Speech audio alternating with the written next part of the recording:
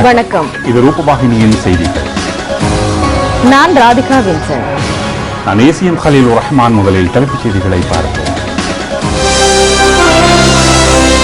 கொட்டாஞ்சேரி ஸ்ரீ தீபதுத்தமாராமய விகாரையில் இடம்பெற்ற புனித பொருள் வழிபாட்டு நிகழ்வில் ஜனாதிபதி பங்கேற்பு. சூறாவளியால் பாதிக்கப்பட்ட மக்களுக்கு உதவுவதற்காக இலங்கை விசேட வைத்திய குழு பிலிப்பீன்ஸுக்கு பயணம். கல்வி பொதுத்தராதர பத்திர சாதாரண பரீட்சை வினாத்தாள்கள் அச்சிடும் இடங்களில் விசேட பாதுகாப்பு.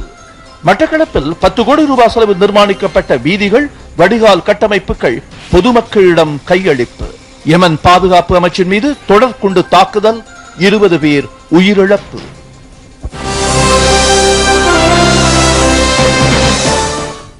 இனி விரிவான செய்திகளில் முதலில் உள்நாட்டுச் செய்திகள். கொட்டாஞ்சேரி ஸ்ரீ தீபதுத்தமாராமய விகாரையில் புத்த பெருமானின் புனித பொருட்காட்சிக்கான வழிபாட்டு நிகழ்வு ஆரம்பமானது. ஜனாதிபதி மஹிந்த ராஜபக்சே இதில் பிரதம அதிதியாக கலந்து கொண்டார். இன்று முதல் எதிர்வரும் 7ஆம் தேதி வரையில் பிற்பகல் 2 மணி முதல் இரவு 11 மணி வரை புனித பொருள் காட்சி இடம்பெறும். வஸ்கடுவே ராஜகுரு ஸ்ரீ சுபூதி தேரருக்கு 1898ஆம் ஆண்டில் இந்தியாவிலிருந்து கிடைத்த புனித பொருட்களை இங்கு காட்சிப்படுத்தப்பட்டுள்ளன. ஜனாதிபதி இங்கு மலர் வழிபாட்டில் ஈடுபட்டார்.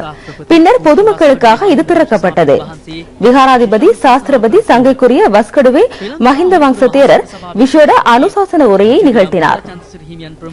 இலங்கை அமரபுர மகாசங்க சபையின் தலைவர் சங்கைக்குரிய தொடம்பகர சந்திரஸ்ரீ தேரர் தலைமையிலான மகா சங்கத்தினர், அமைச்சர் தினேஷ் குணவர்தன, அமைச்சர்கள், தாய்லாந்து தூதுவர் தலைமையிலான அதிதிகளும் நிகழ்வில் கலந்து கொண்டனர்.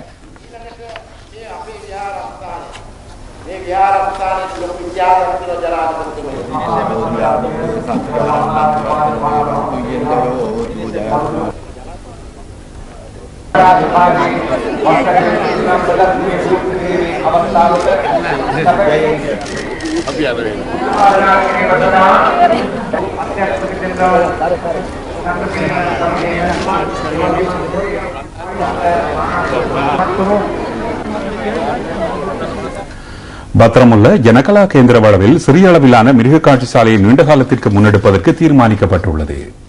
இவ்வாறான மிருக காட்சி சாலை நாட்டின் பல்வேறு இடங்களில் அமைக்கப்பட இருப்பதாக தாவரவியல் பூங்கா மற்றும் பொழுதுபோக்கு அலுவல்கள் அமைச்சின் செயலாளர் கலாநிதி விலி கமகே தெரிவித்துள்ளார். ஜனகலா வளவின் இயற்கை சுற்றாடலுக்கு பாதிப்பு ஏற்படாத வகையில் இந்த மிருக காட்சி சாலைக்கு திட்டமிடப்பட்டுள்ளது. தேசிய பறவைகள் மற்றும் விலங்கினங்கள் பலவற்றை அங்கு வைத்திருப்பதற்கான வசதிகள் செய்யப்பட்டுள்ளன. இதற்கு மிருக காட்சி சாலை திணைக்களத்தின் ஒத்துழைப்பு கிடைத்துள்ளது. இயற்கை அழகிற்கு உகந்த வாவி மற்றும் சுற்றாடல் இங்கு இருப்பதனால் இப்பிரதேசம் பலராலும் கவரப்பட்டுள்ளது. 3 ஏக்கர் நிலப்பரப்பு இதற்கென ஒதுக்கீடு செய்யப்பட்டுள்ளது. உயிரினங்கள் மற்றும் பறவைகளுக்கான யால மற்றும் வில்வத்து சரணாலயங்களில் உள்ள சுதந்திரமான சுற்றாடலை ஏற்படுத்திக் கொடுப்பதே நோக்கமாகும். கல்வி பொதுத்தராதர பத்திர சாதாரணதர பரீட்சை வினாத்தாள்கள் அச்சிடும் இடங்களில் விசேட பாதுகாப்பு வேலைத்திட்டம் முன்னெடுக்கப்பட்டிருப்பதாக பரீட்சைகள் ஆணையாளர் நாயகம் WMNJ புஷ்பகுமார தெரிவித்துள்ளார். பரீட்சை வினாபத்திரம் அல்லது கேள்விகள் வெளியாவதை தடுப்பதே இதன் நோக்கமாகும். கல்வி பொதுத்தராதர பத்திர சாதாரணதர பரீட்சை எதிர்வரும் 10ஆம் தேதி முதல் 20ஆம் தேதி வரை 4300 மத்திய நிலையங்களில் நடைபெற உள்ளது. 5,78,140 பரீட்சார்த்திகள் இதற்கு தோற்ற உள்ளனர். 36,000 மேற்பார்வையாளர்கள் கடமைகளில் ஈடுபடுவர். மாணவர்களின் ஆள் அடையாளத்தை உறுதி செய்வதற்கு தேசிய அடையாள அட்டை, கடவுச்சீட்டு அல்லது 16 வயதிற்கு குறைந்த மாணவர் தபால் அடையாள அட்டையை சமர்ப்பிக்க முடியும். கையடக்க தொலைபேசி, கணக்கிடும் கருவி அல்லது ஏனைய தொடர்பாடல் தொழில்நுட்ப உபகரணங்கள் ஆகியவற்றை பரீட்சை மண்டபத்திற்கு கொண்டு செல்வது தடை செய்யப்பட்டுள்ளது. பரீட்சை சட்டத்தை மீறுவோருக்கு எதிராக கடுமையான உடனடி நடவடிக்கை மேற்கொள்ளப்படும். நேற்று நள்ளிரவு முதல் எதிர்வரும் 20ஆம் தேதி வரை மேலதிக வகுப்புகள் அல்லது கருத்தரங்குகளை நடத்துவதும் தடை செய்யப்பட்டுள்ளது. மாதிரி வினாபத்திரம், பேனர்கள், கைநூல், விளம்பர காட்சிகள், பரீட்சை மண்டபத்திற்கு அருகாமையில் ஒலிபெருக்கிகளை பயன்படுத்துதல், ஊர்வலம் நடத்துதல், கூட்டங்கள், ஆர்ப்பாட்டங்கள் நடத்துவது ஆகியன தடை செய்யப்பட்டுள்ளன.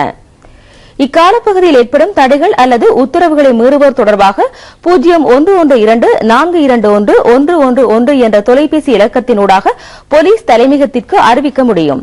கடந்த ஆகஸ்ட் மாதம் நடைபெற்ற கல்வி பொதுத்தராதர உயர்தர பரீட்சை பெறுபேற்றை எதிர்வரும் 24ஆம் தேதி அளவில் வெளியிடக்கூடியதாக இருக்கும் என்று கொழும்பில் இன்று நடைபெற்ற ஊடகவியலாளர் சந்திப்பில் பரீட்சைகள் ஆணையாளர் நாயகம் தெரிவித்தார்.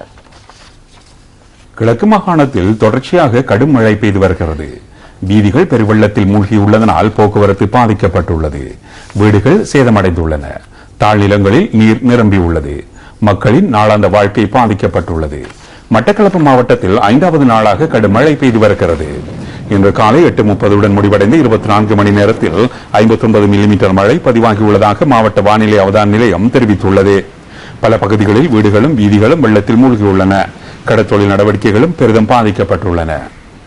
அம்பாறை மாவட்டத்தில் நாவிதன்வெளி பிரதேச செயலக பிரிவில் உள்ள கிட்டங்கி தாம்போதியின் மேலாக வெள்ளம் பாய்ந்து வருவதனால் பிரதான வீதியூடான போக்குவரத்து தடைப்பட்டுள்ளது. இதன் காரணமாக மண்டூர், சவளக்கடை உட்பட பல கிராமங்களில் வாழும் மக்களின் அன்றாட வாழ்க்கை பாதிக்கப்பட்டுள்ளது.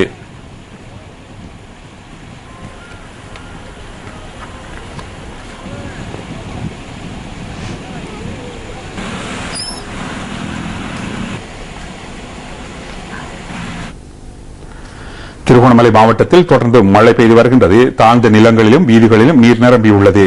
கடும் மழை காரணமாக மீன்பிடி நடவடிக்கைகளும் பாதிக்கப்பட்டுள்ளன. தாளமுக்கம் காரணமாக கரையோர பிரதேசம் முழுவதும் கருமுகில்களினால் சூழப்பட்டுள்ளது. மிக மோசமான சூறாவளியால் பாதிக்கப்பட்டுள்ள பொதுமக்களுக்கு உதவுவதற்காக இலங்கையின் விசேட வைத்திய குழு ஒன்று பிலிப்பைன்ஸிற்கு பயணமாகியுள்ளது. ஜனாதிபதி மஹிந்த ராஜபக்சவின் ஆலோசனைக்கு அமைய இந்த வைத்திய குழுவினர் சமூக சிகிச்சை சேவைக்கென முன்வந்தனர். இன்று அலரி மாளிகைக்கு வருகை தந்த இவர்கள் பிலிப்பைன்ஸிற்கு புறப்பட்டுச் செல்ல முன்னர் ஜனாதிபதியை சந்தித்தனர். அமைச்சர் மைத்ரிபால சிறிசேன, சுகாதார அமைச்சின் செயலாளர் டாக்டர் நிகால் ஜெயதிலக உள்ளிட்ட பலர் இந்த நிகழ்வில் கலந்து கொண்டனர். பொதுநலவாய அமைப்பு மாநாட்டின் காலப்பகுதியில் தொண்டர் அடிப்படையில் பல்வேறு கடமைகளில் ஈடுபட்ட பாடசாலை மாணவர்களுக்கு பாராட்டு சான்றிதழ்கள் வழங்கப்பட்டுள்ளன. இது தொடர்பான வைபவம் அமைச்சர் கஹலிய ரம்புக்வெல்லவின் தலைமையில் பண்டாரநாயக்க ஞாபகார்த்த சர்வதேச மாநாட்டு மண்டபத்தில் இன்று இடம்பெற்றது. கொழும்பு மாவட்டத்தில் 25 பாடசாலைகளில் உயர்தர பரீட்சைக்கு தோற்றவுள்ள மாணவ மாணவிகள் 150 பேர் பொதுநலவாய அமைப்பின் ஊடக மத்திய நிலையத்தில் பல்வேறு பணிகளுக்கு உதவினர். பல்கலைக்கழக மாணவர்கள் இதில் இடம்பெற்றிருந்தனர். மாநாட்டின் போது வெளிநாட்டு உள்நாட்டு உதவியாளர்களுக்கு உதவுதல், தகவல்கள் மற்றும் ஊடக மத்திய நிலையத்தை முறையாக முன்னெடுப்பதற்குமாயின் பொறுப்பும் இவர்களுக்கு வழங்கப்பட்டிருந்தது. இவர்களது சேவையை பெற்றுக் கொள்வதற்கு உதவிய சம்பந்தப்பட்ட வித்தியாலய அதிபர்களையும் பாராட்டி விருதுகளும் வழங்கப்பட்டன. ஊடக மற்றும் தகவல் துறை அமைச்சின் செயலாளர் கலாநிதி சரித்த ஹேரத், தகவல் திணைக்கள பணிப்பாளர் நாயகம் பேராசிரியர் ஆரியரத்ன துகல உள்ளிட்ட பலர் இந்நிகழ்வில் கலந்து கொண்டார்கள். யாழ்ப்பாண பல்கலைக்கழக கணக்கீட்டுத் துறைக்கும் இலங்கை பட்டய கணக்காளர் நிறுவனத்திற்கும் இடையில் கணக்கியல் மாணவர்களின் மேம்பாடு சம்பந்தமான உடன்படிக்கை இன்று கைச்சாத்திடப்பட்டது. பல்கலைக்கழக துணைவேந்தர் அலுவலகத்தில் இடம்பெற்ற இந்த நிகழ்வில் பட்டய கணக்காளர் நிறுவனத்தின் பிரதம அதிகாரியும் யாழ் பல்கலைக்கழக துணைவேந்தரும் ஒப்பந்தங்களில் கைச்சாத்திட்டுள்ளனர். இதன் மூலம் யாழ் பல்கலைக்கழகத்தின் நிதி கணக்கியலில் சிறந்து விளங்கும் மாணவர்கள் இலங்கை பட்டய கணக்காளர் நிறுவனத்தின் தங்கப்பதக்க விருதை பெறுவதுடன் கல்விசார் மற்றும் தொழில்சார் நலன்களை பெறுவதற்கான வாய்ப்புகளும் அவர்களுக்கு கிடைக்க இருக்கின்றன.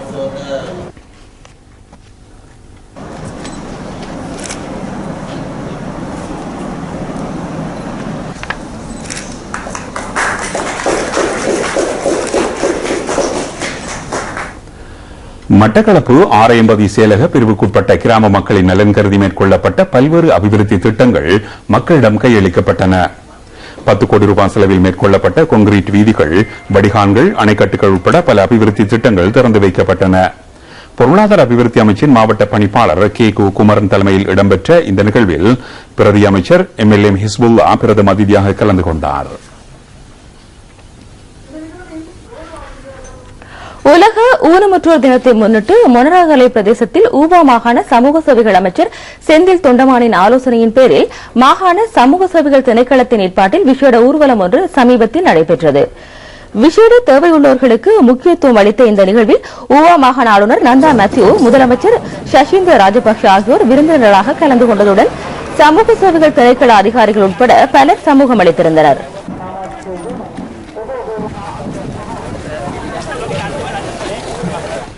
கல்முனை தமிழ் பிரதேசத்தில் உள்ள வறிய யுவதிகளின் வாழ்க்கை தரத்தை மேம்படுத்தவென கிழக்கு மாகாண கைத்தொழில் திணைக்களத்தின் அனுசரணையுடன் தையல் இயந்திரம் வழங்கும் நிகழ்வு கல்முனை தமிழ் பிரிவு பிரதேச செயலகத்தில் இடம்பெற்றது.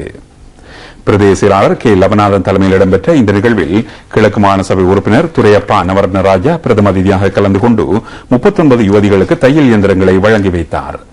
கல்முனை, பாண்டிருப்பு, மணச்சேனை, நட்பெட்டிமுனை, சேனைக்குடியிருப்பு, பெரிய நீலாவணை பிரதேசத்தைச் சேர்ந்த யுவதிகளுக்கு இந்த தையல் இயந்திரங்கள் வழங்கி வைக்கப்பட்டன.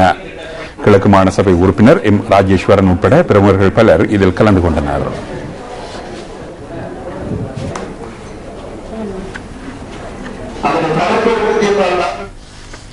கிறிஸ்தவ மக்களால் இயேசு பாலனின் வருகையை குறிக்கும் ஒளிவிழா வைபவம் அக்கரைப்பற்று ராமகிருஷ்ண மிஷன் மகா வித்தியாலயத்தில் நடைபெற்றது. கல்லூரி அதிபர் திருமதி எஸ் கோபாலப்பிள்ளை தலைமையில் நடைபெற்ற இந்த நிகழ்வில் அக்கரைப்பற்று அலிக்கம்பை ஆகிய ஆரோக்கிய மாத ஆலயங்களின் பங்கு தந்தைகளான ஆண்டனி ஜெயராஜ், யோசப் மேரி, வலயத்தின் கிறிஸ்தவ பாட ஆசிரியர் ஆலோசகர் பி. ஏ. கிறிஸ்டி ஆகியோரும் உயர் அதிகாரிகளும் கலந்து கொண்டனர். கலை நிகழ்ச்சிகள், நடனங்கள் என்பன இடம்பெற்றன.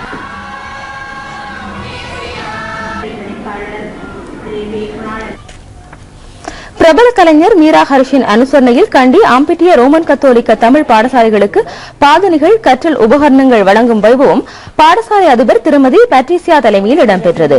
எழுத்தாளர்கள், சமூக தொண்டர்கள், இலக்கியவாதிகள் உட்பட பலர் அங்கு சமூகம் அளித்திருந்தனர். மாணவர்களுக்கிடையே இரண்டாம் மொழி மூலமாக சமாதானம், அனர்த்த முகாமைத்துவம் என்பன பற்றி அறிந்து கொள்வதற்கான செயலமர்வு அக்கரைப்பற்று அஸ்சிராஜ் மகா வித்தியாலயத்தில் நடைபெற்றது.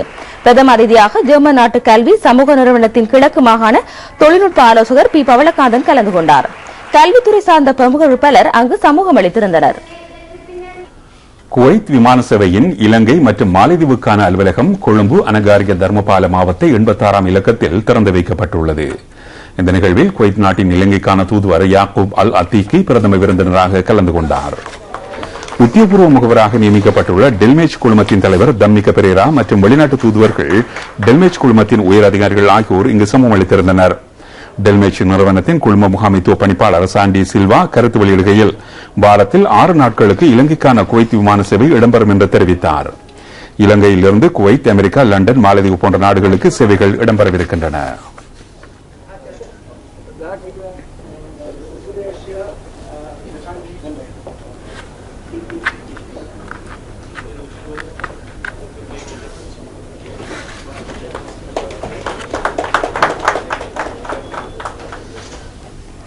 வரலாற்று முக்கியத்துவம் மிக்க மகாவலி தின அல்லது ஹாட்டன் தினவில் குறிஞ்சி மலர் வசந்த காலம் மலர்ந்துள்ளது. இந்த மலர் 12 வருடங்களுக்கு ஒருமுறையே மலரும். உன்னதமான இந்த வசந்த காலத்தை அங்கு மக்களால் காண முடியும் என்று தாவரவியல் திணைக்களம் தெரிவித்துள்ளது. ஈரலிப்பு வலய காட்டுப்பகுதியில் இந்த மலர் செடிகளை காண முடியும். பூ மலர்ந்த பின்னர் இந்த செடி அழிந்து போகும்.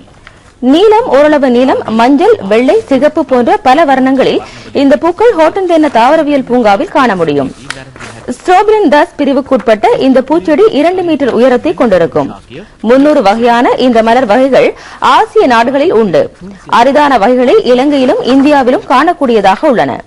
26 வகையான குறிஞ்சி மலர் வகைகள் இலங்கையில் இருப்பது விசேட அம்சமாகும். இந்த வருடத்தில் குறிஞ்சி மலர் வசந்தத்திற்கு அமைய இவ்வாறான விசேட 8 வகைகள் கண்டறியப்பட்டுள்ளன. இந்த பூக்களை உணவாக உட்கொள்வதற்காக பட்சிகள் பல ஹோட்டன் தின்னவுக்கு படையெடுப்பதாக திணைக்களம் தெரிவித்துள்ளது. மீண்டும் ஒருமுறை நெலு என்ற மலர் செடியை 2025ஆம் ஆண்டிலேயே காணக்கூடியதாக இருக்கும் என்று திணைக்களத்தின் பணிப்பாளர் நாயகம் கலாநிதி சிறில் விஜயசுந்தர தெரிவித்தார்.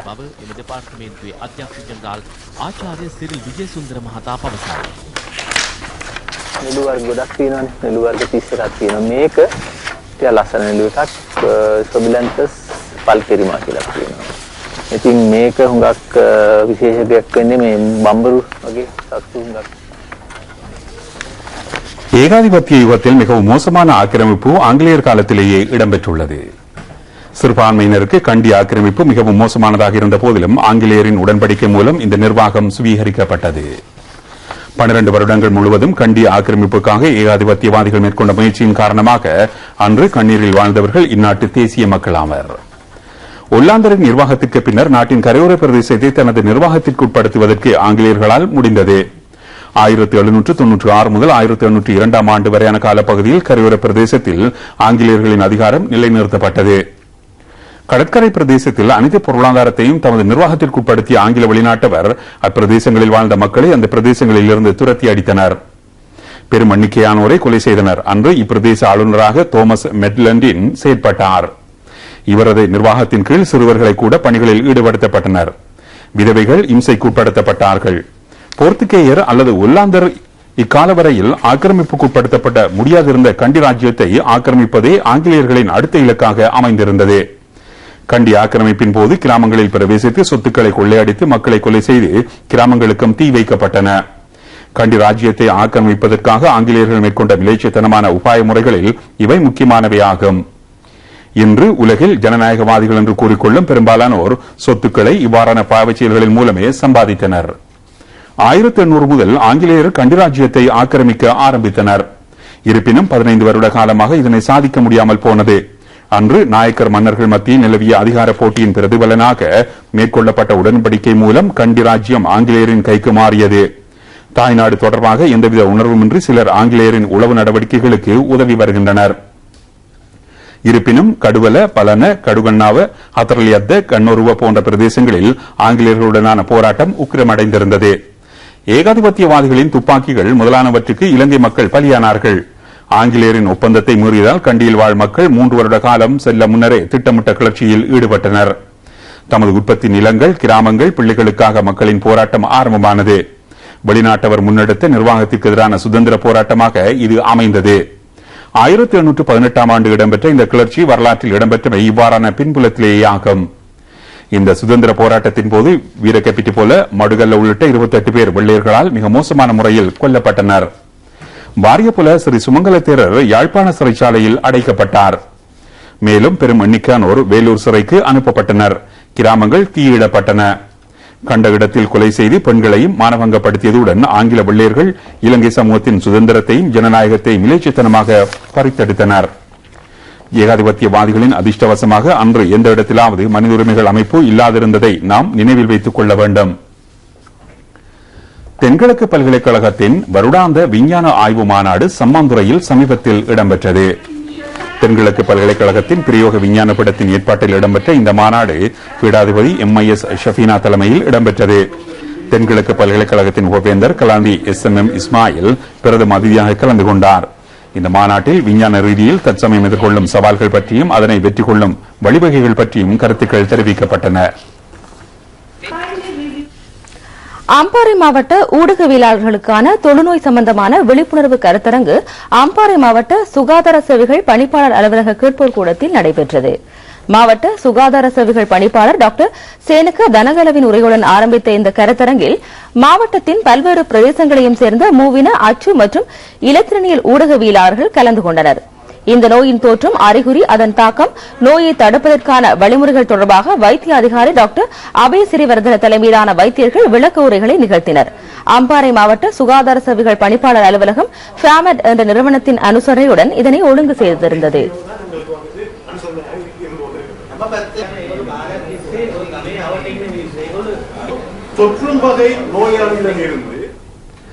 யமன் நாட்டின் பாதுகாப்பு அமைச்சு வளாகத்தில் இடம்பெற்ற தொடர்ச்சியான தாக்குதல்களில் 20 பேர் இறந்துள்ளனர்.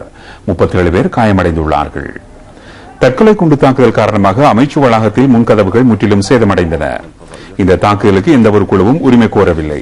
குண்டுவெடித்த சத்தம் நூற்றுக்கணக்கான மீட்டர் தூரத்திற்கு கேட்டதாக அறிவிக்கப்படுகிறது.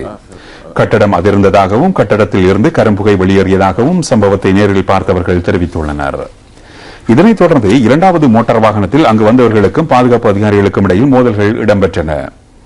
அதிக எண்ணிக்கையான சோதனை சாவடிகளையும் தாண்டி இந்த வாகனங்கள் அங்கு சென்று தாக்குதல் நடத்தியிருந்தன என்று BBC நிருபர் தெரிவித்துள்ளார். அதிகாரிகள் தகவல் தருகையில் ஆயுதபாணிகளில் பலர் கொல்லப்பட்டுள்ளார்கள் என்றும் தற்சமயம் நிலைமை கட்டுப்பாட்டில் உள்ளது என்றும் தெரிவித்துள்ளனர். இறுதியாக மீண்டும் தலைப்புச் செய்திகள். கொட்டாஞ்சேனை ஸ்ரீ தீபதுத்தமாராமய விகாரையில் இடம்பெற்ற புனித பொருள் வழிபாட்டு நிகழ்வில் ஜனாதிபதி பங்கேற்பு.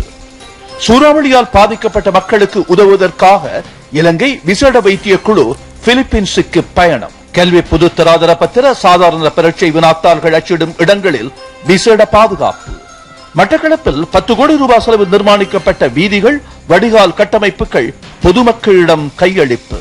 யமன் பாதுகாப்பு அமைச்சின் மீது தொடர் குண்டு தாக்குதல், 20 பேர் உயிரிழப்பு. இத்துடன் ரூபவாகினியின் பிரதான செய்திகள் நிறைவடைந்தன. வணக்கம்.